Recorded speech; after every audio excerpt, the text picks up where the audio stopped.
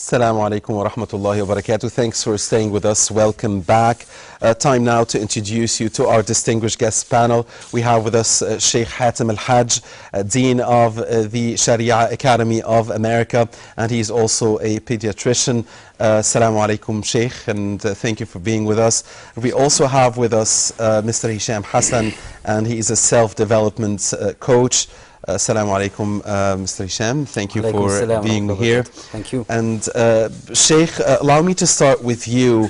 When we talk about how to parent our children from the viewpoint of Islam, when should we be friends with our children, play with them, and when should we impose our authority, and what should we do with our kids? I mean, the kids we want to be, but maybe by instinct, we want to see them better than us in the future. Yeah, alhamdulillah, well, the answer to this question depends on multiple variables. One of the variables is the age of the child. One of the variables is the particular circumstance that we're addressing. And one of the variables also is the psychological makeup of the child themselves, and the customization is important because no matter how much we talk about child development, the parent will benefit from learning, yet customization will have to take its role as well, because there is no one-size-fits-all, there is no one prescription for all kids. Exactly. So, the variable of the age, for instance, it is important that you recognize the different stages of development, whether it's psychological development, psychosocial, mental, etc., because that would affect how you will address the various stages. We can talk about this in detail later, but generally speaking, you have to divide the age groups. I think before 7 and after 7, taking the hadith in consideration, and not hadith of أمروا أولادكم بالصلاة. Yeah, so the hadith of the Prophet ﷺ, in which he said, "مروهم بالصلاة للسبع واضربوهم عليها لعشر وفرقوا بينهم في المضاجع." Command your kids to pray at age 7, spank them if they don't at age 10, and separate between them in bedding by age 10 as well. Right. So the 7 and 10 here, and it is actually rather interesting that in terms of mental development, the classification of Jean Piaget of the mental stage, or the stages of mental development, considers 7 to be a milestone and considers 11 to be a milestone. 11 is a milestone of the development of abstract operation and thinking, and 7, or about 6 to 7, is the milestone for the development of non-abstract operation and thinking in the physical world, versus the abstract one by age 11 or so. So before 7 is one story, after 7 is a different story. Right. Certainly a child early on in the first 2 years of life, that is a child of, that is sort of testing the world, trying to figure out if he can trust it or not. It's called trust versus mistrust, the stage of trust versus mistrust, according to Erik Erikson, from a psychosocial perspective. This child will have needs different from the child that is past 14, for instance, that is going through the development of identity stage, through the early teenage and beyond. I would say that early on, you infuse trust. You certainly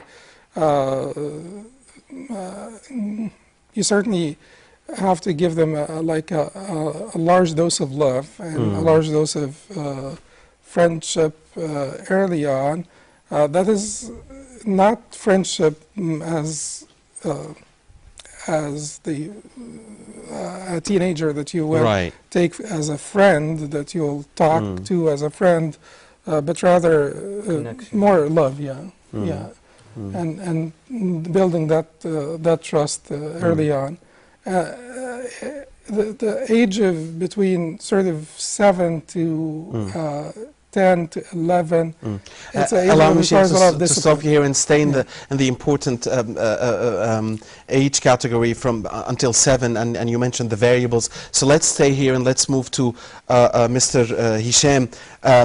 Sheikh Hatem mentioned the trust, and this is one of the prime states. The scholars say children need to develop, and maybe it's the very first one. Could you tell us more in depth about that, and the important prime states that need to be developed in children, and the role of parents here, especially in the early childhood? Yes. Well, actually, for further development to happen at an older age, there are certain, as you said, and as the Sheikh said, prime states that need to be there.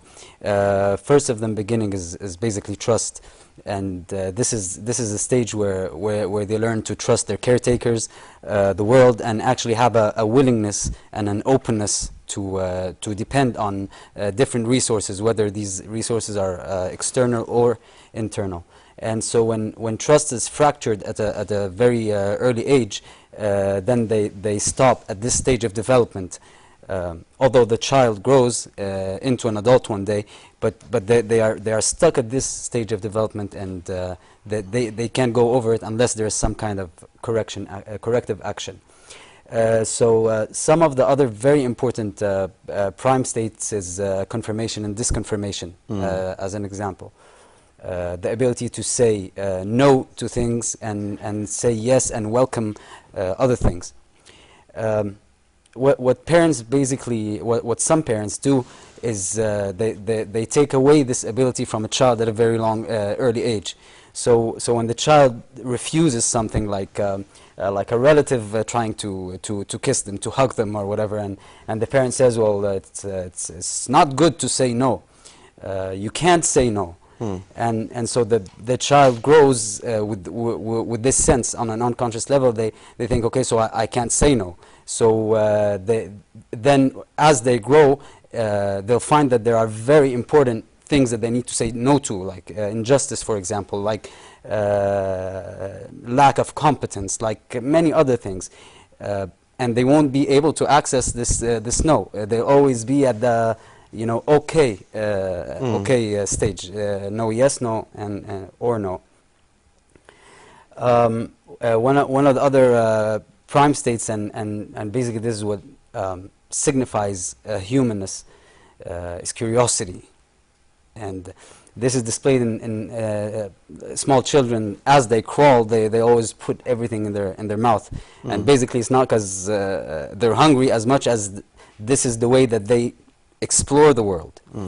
And so if a parent starts scolding a child because he's fidgeting with something, or because he's trying to climb over a chair, or trying to figure out how a toy works, and breaks down the whole toy and makes a big mess, when they stop this sense of curiosity, we end up with societies basically full of zombies. People just get up in the morning and go to work, do whatever they have to do, and come back. So what's being killed here is curiosity and the ability to imagine and be creative and innovate, and with very, very small behaviors that the parents can do consciously or intentionally or unintentionally.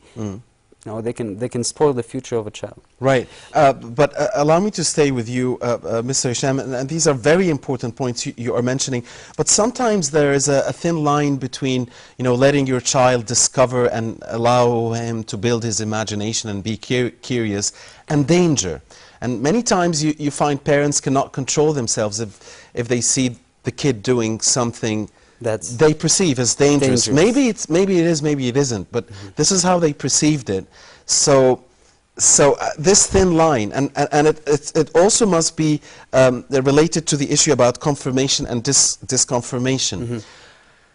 Maybe some parents would like to see their 2 or 3 year old child learn from the very early ages that if their grandfather, for instance, comes, then he has a certain respect. Of course. And if this friend or or that relative comes, then so how do we allow the children to be free to be able to say yes and no and to explore, but at the same time not put them in in danger while watching, or not make them teach them how to respect the elders, how to and so on.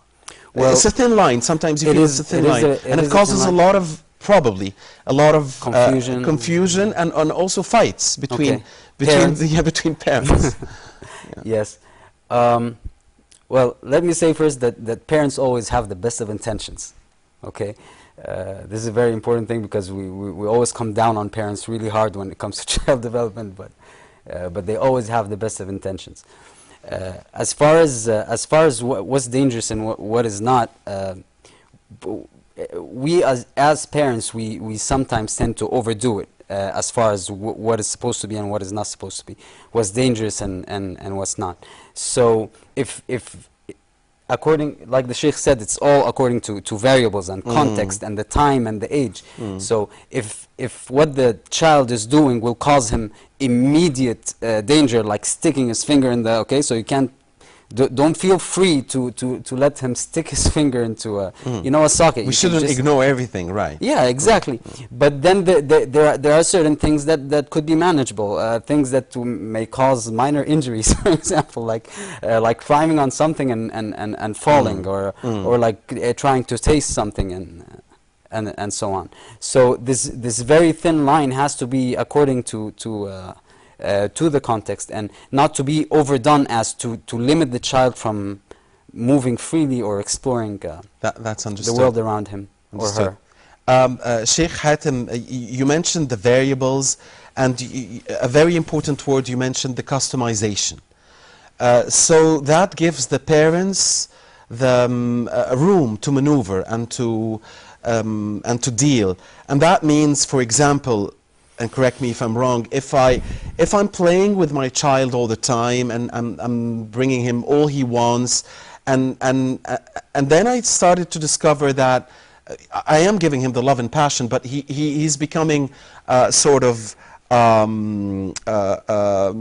thinking very highly of himself. He's going to be arrogant from a very young age. Then I would have to interfere and start balancing this out. And vice versa, if I'm trying to teach the child that not everything you want I will get to you, because this is life. I mean, adults know very well that it's not everything that you can't get everything you want, and in fact our religion also tells us you can't do just whatever you want, and there are rules. So is this what you meant by the customization, and could you tell us how to deal in different cases if the child is we find him overconfident, or if we find him less confident? Yeah, well, I think that in order for you to be able to move from point A to point B, you need to be aware of where point A is and where point B is. And so you have to really have a good understanding of the reality of the nature of your child, and to correct that nature or the negative inclinations, because we are born with positive and negative inclinations as human beings, and that's the test in this life. الذي خلق الموت والحياة ليبلوكم أيكم أحسن عملا. Blessed is he in whose hands is the dominion. تبارك الذي بيده الملك وهو على كل شيء قدير, and he's capable over all things. He who created life and death to test you, who's better in action. And so the negative and positive inclinations are basically tests for us. So you need to understand your child's negative and positive inclination. You need to sort out the map of your child, his personal map. And then you need to say to yourself, I need to move to point A. Point A is your target, and sometimes your target may be exaggerated. And if you truly understand the strengths and weaknesses of your child, if the child is not really good at math, just forget about him being an engineer. He doesn't have to be an engineer. He could be like too many other things.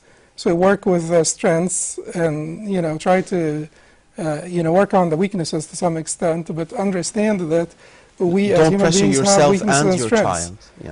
And if you look at how the Prophet ﷺ used to address those mistakes done by children, look at the hadith of Amr ibn Salama, for instance, in which he says that I grew up, you know, in the household of the Prophet ﷺ, and I used to eat with him. So I was eating, and you know, I used to eat from all sides of the dish or the pan. كانت يدي تطيش في الصفحة. So the Prophet ﷺ said to me, يا غلام سمي الله وكل بيمينك وكل مما يليك.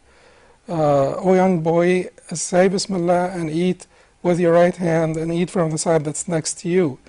And that is basically starting with positive reinforcement, because negative reinforcement is actually starting by telling him what is right before reprimanding him or rebuking him for doing what is wrong. That was Abdullah ibn Abbas? Or was no, that's Amr ibn Salama. Okay. So so he said to him, say Bismillah, eat with your right hand and eat from the side that is next to you. And it is very brief and concise. He can remember it, and he did remember it, and he reported it thereafter. So he was able to give him very short, concise advice. It's not like a long lecture. But it is very, you know, expressive of what he needed to tell him, and he did not mention anything negative. He didn't tell him what mess are you doing, but he said to him the right way to go about this is to say Bismillah and to eat with your right hand in from the side that is next to you. Now, does that mean that you're going to always be doing this? You're going to never have negative reinforcement? That's also unrealistic. And the problem is sometimes, and as Brother Hisham also mentioned, you know, that sometimes we get a little bit hard on the parents. Sometimes intellectuals, they live in a bubble isolated from reality. So they keep on telling you about theories and about this and that, and the reality is that some children will need to be disciplined. You know, positive reinforcement. What if I say this 200 times and nothing happens? Am I just going to keep on repeating it? The definition of insanity is to repeat the same thing over and over and expect a different result. Yes, I'll repeat it a few times because for a child it may not sink in from the first time.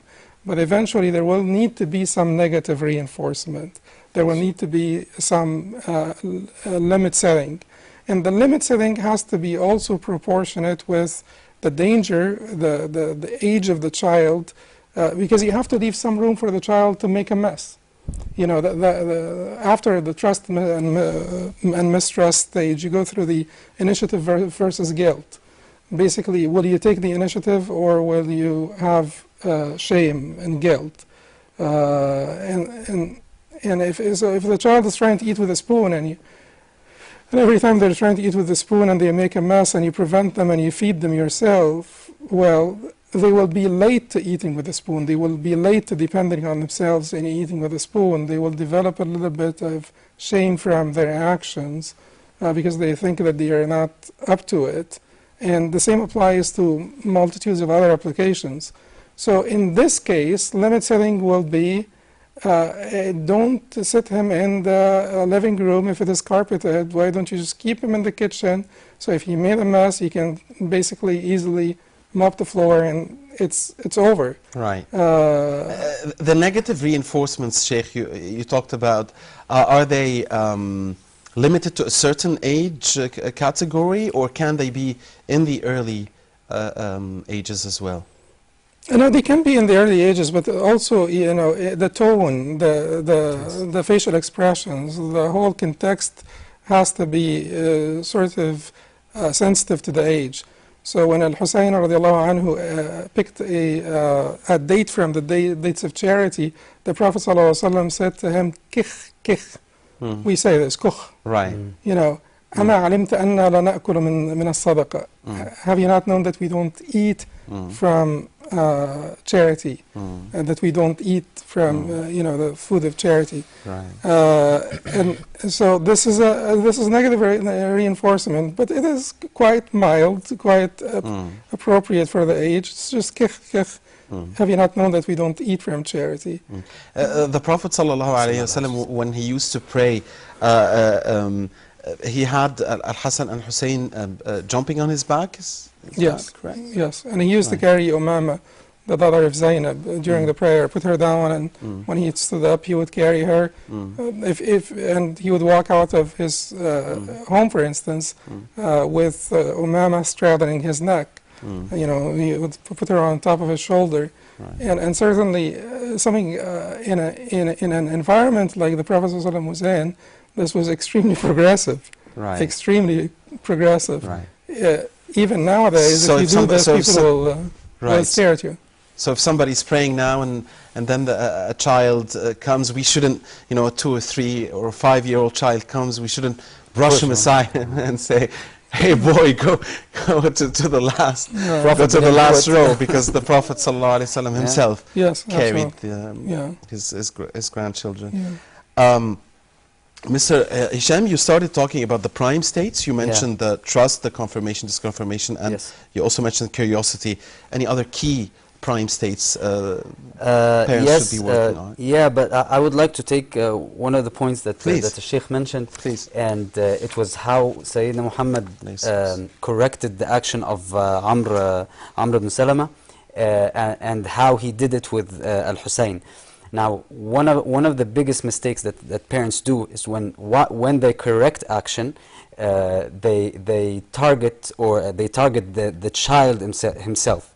So if it wasn't the Rasul sallallahu alaihi wasallam, then the parent would have went, okay, how can you do that? Don't you know it's bad to eat from the plate the way you are doing? Regular people or good people don't do that, and so on and so on. They keep on scolding the child.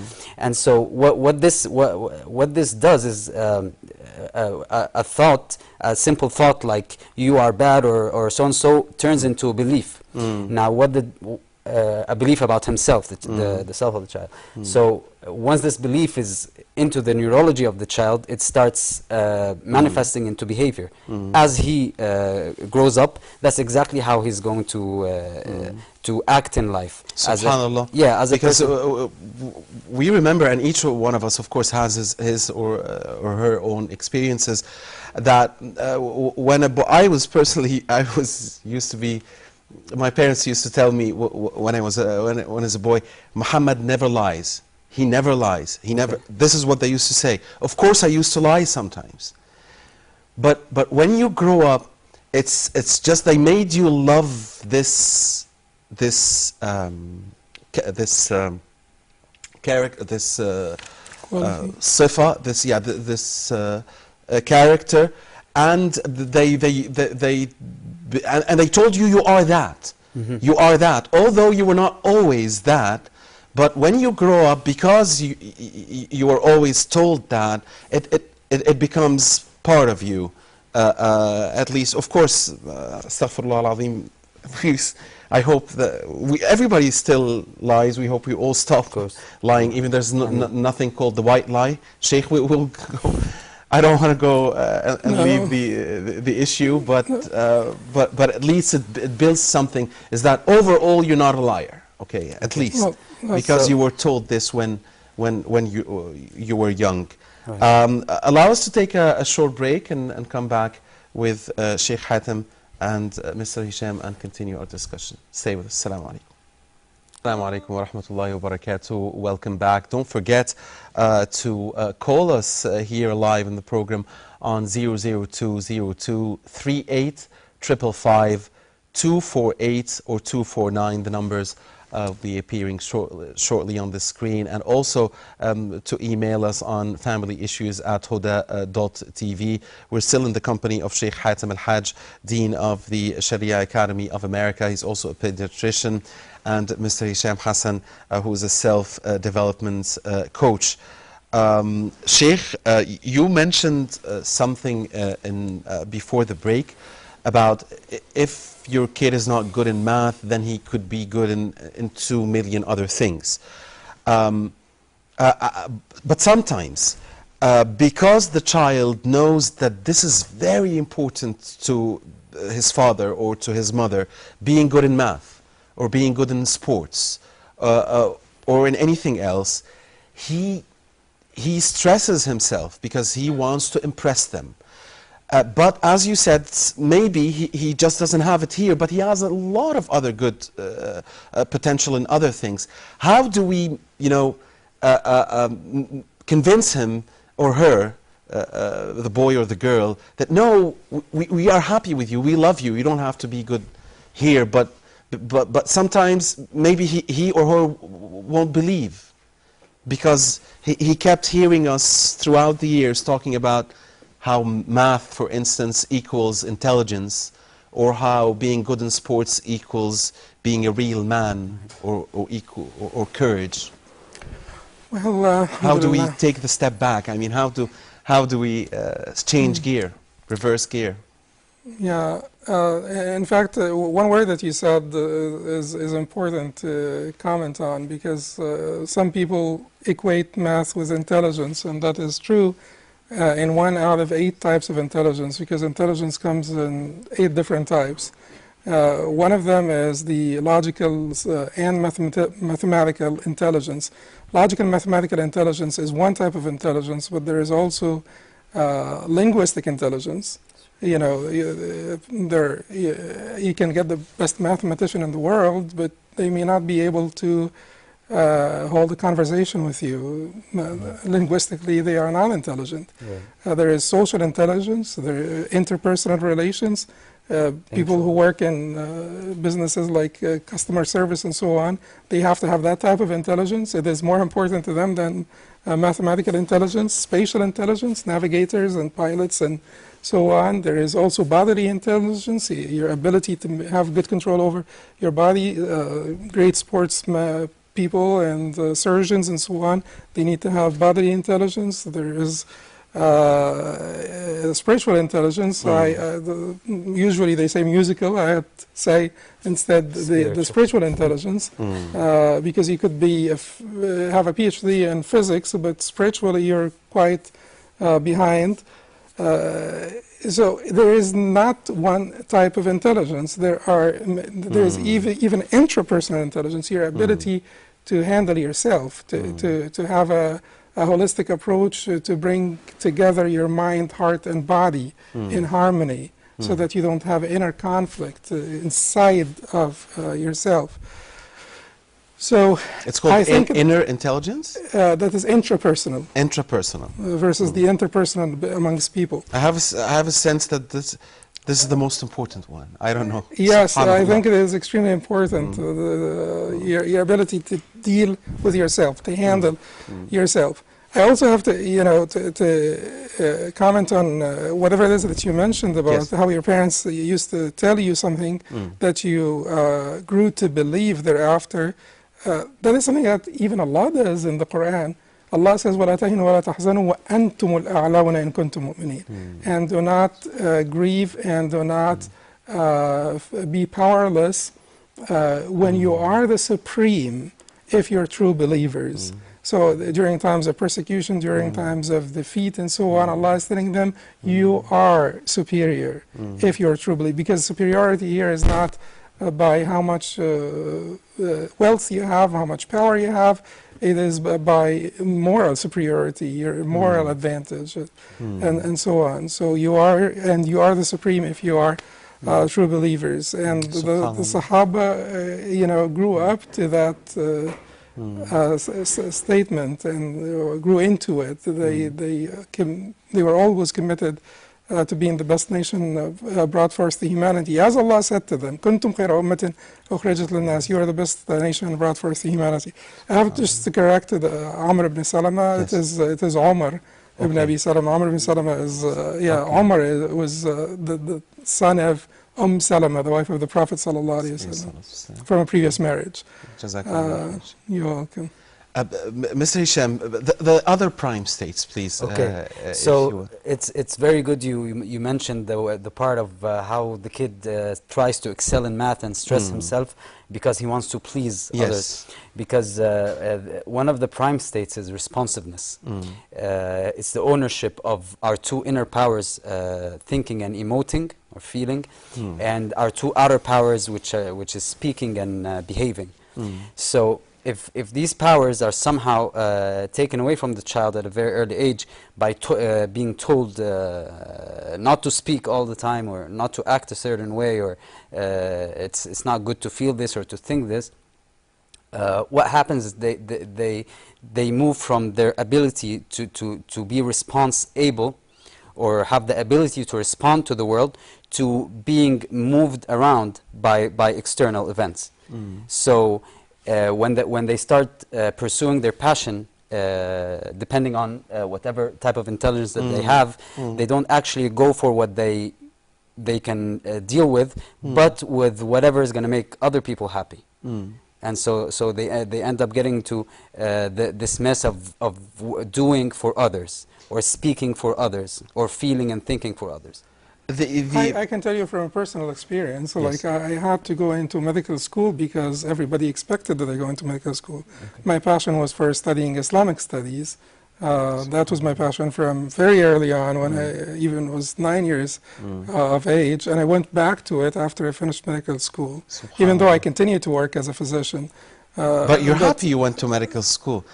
Whatever, you make the best out of your situation, I guess. You'll sort of accept your situation, and but that was not really my interest at the time. But it definitely added to you. It could have added some, yes. You're taking the parents' part. No, because I have a similar story. Okay. Because I had some very good grades in high school, so I studied engineering. But then just 2 years after that, I went to media, and this is where I love but I do say that studying engineering, although I didn't work, has really benefited me. I do admit that. I think college education is just to give you a case. Maybe it's the intrapersonal. There's an intrapersonal skill here. Mr. Hisham, Sheikh Hatem, when he talked about the 8 types of intelligences, I feel that this is a topic, a very important one, and it could be a topic for an episode. How we work on discovering, first of all, our children, which type of intelligence do they really possess, if we are intelligent enough to discover it, and how to develop it, how to work on it. Could you expand on this? Okay, so as far as the theory of multiple intelligences, it will need a program on its own. And it's not really my area of expertise. I just know enough about it to do what I have to do with the self-development. So I couldn't tell you much about that. But I can tell you what they shouldn't do, so that the children can find their true passion in life, or the things that they can do best. So it's stopping the kids' development at any of their prime developmental psychological developmental states is what would stop the child from finding his true passion or excelling in the area that he excels in. So if he has more direction towards art, for example, but then his ownership is taken away, his responses are taken away, and he's pushed to do something else, then this child will grow up not to be a very happy person. We believe that Allah subhanahu wa ta'ala has every newborn gets born on fitra, right? So there are 2 parts of that. There's the part of aqeedah, of course, and tawheed, And then there's the part that has to do with the Khilafah on earth. And it's having the skills, abilities, and potential to make real this Khilafah. And this is basically what happens, or why they develop on a very early stage as far as the prime states. We have a saying in neurosemantics that a self-actualizing person is not a human with something added, but it's a human with nothing taken away. Beautiful saying. Yes, and it's very true, and I believe it goes with accordance with Islam, that Allah subhanahu wa ta'ala has given us all the abilities and potential to actualize in the future. But then when the parents somehow start interfering, or society or culture start interfering with this development, whether it's trust, whether it's the ownership of the responses, whether it's self-esteem and valuing themselves for who they are, not what is around them, when the parents interfere with that, that's when they can't really pursue their passions or can't excel at a certain area. All right. Unfortunately, we're out of time. Final comment, Sheikh, and Mr. Hisham told me a few moments ago, you're taking the parents' side now, and we've been so harsh on the parents. So can we tell the parents something that will make them feel better as we close out here, Sheikh? Well, I think that that there are two answers, to really simplify this. There are two answers to any problem. The first one is to have the right objective, and the second one is to have the right approach. So you set your target and you know how to go to it, and at it. And I think that the ultimate objective for all of us Muslims should be the pleasure of Allah subhanahu wa ta'ala. We really need to make sure that we are doing justice by our kids for the sake of Allah, and really ask Allah to make us just towards them and ourselves and the community. And the second thing is to have the right approach, and that is dependent on more acquisition of knowledge, more, to acquire more knowledge, about the procedures, the approach to get to your Sorry target. to interrupt, Sheikh, but Alhamdulillah, the point was made to you, dear viewers. That's all the time we have, dear brothers and sisters. On behalf of you, we thank Sheikh Hatem Al-Hajj, Dean of the Sharia Academy of America, also a pediatrician. Jazakumullah khairan, Sheikh. And we thank very much Mr. Hisham Hassan, self-development coach. Jazakumullah khair, Mr. Hisham. It's been a pleasure. And thank you for watching Family Issues. Don't forget to email us if you have any comment or suggestion on family issues at huda.tv. Until we meet again, same week, same time, inshallah. Assalamu alaikum wa rahmatullahi wa barakatuh.